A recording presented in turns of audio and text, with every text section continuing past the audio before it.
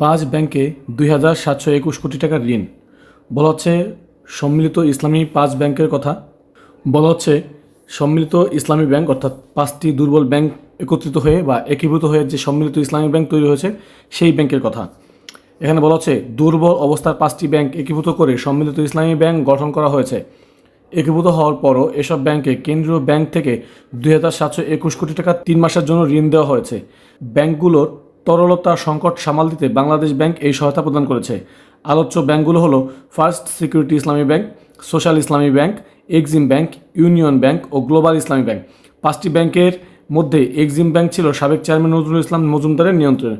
বাকি চারটি ব্যাংক ছিল চট্টগ্রামের এসালম গ্রুপের কর্ণধার ও আলোচিত ব্যবসায়ী সাইফুল আলমের নিয়ন্ত্রণে।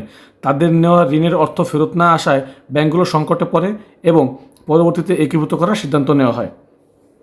তো এই বিষয়ে আরও বিস্তারিত জানার জন্য অবশ্যই আমাদের চ্যানেলটি ভিজিট করে আরও ভিডিও দেখে আসতে পারেন এবং অবশ্যই আমাদের চ্যানেলটি সাবস্ক্রাইব করে রাখুন।